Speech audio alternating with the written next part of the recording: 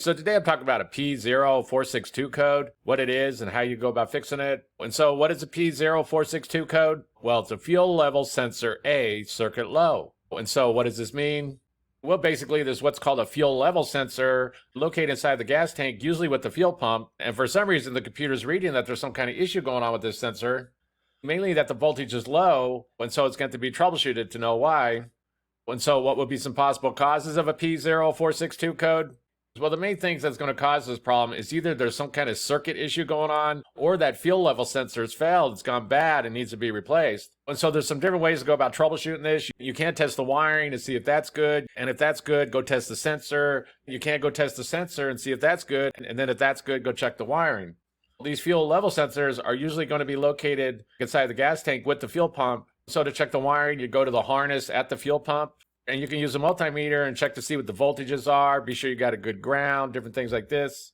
If you do go to check the wiring, you will need to get a diagram for your specific vehicle to know for sure what's going on with the wires going in there, because there will be differences depending on the vehicle, the year, the make, the model, things along those lines. So if you do go to work on your vehicle, be sure to get a wiring schematic to know for sure what's going on.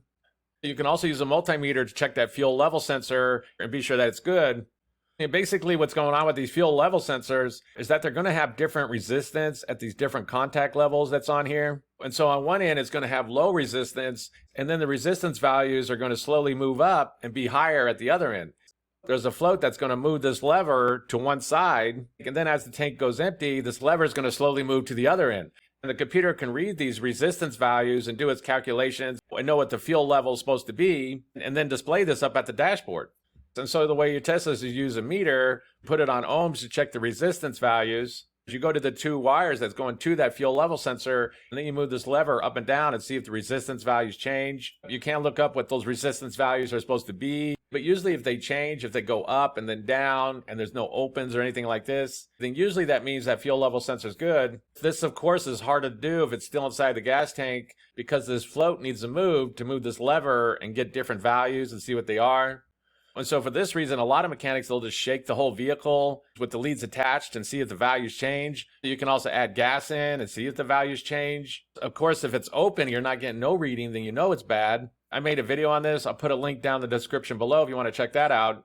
But you can go and test that fuel level sensor and be sure that it's good, or if it's gone bad. Be sure to check any related fuses, because if there's a blown fuse, that can also cause problems.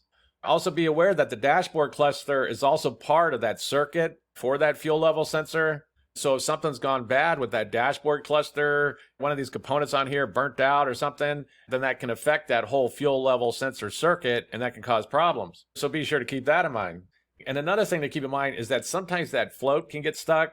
And if this float gets stuck, or if this lever gets stuck, then it's not going to move up and down. And so it's always going to be stuck inside the same position, and the values will never change. This doesn't happen too much, but it can happen sometimes, mainly with vehicles that have been sitting a long time. Sometimes when a vehicle sits a long time, like for a year or more or something like that, rust can build up around that fuel level sensor, and it can lock it in place or just cause problems and different things like this.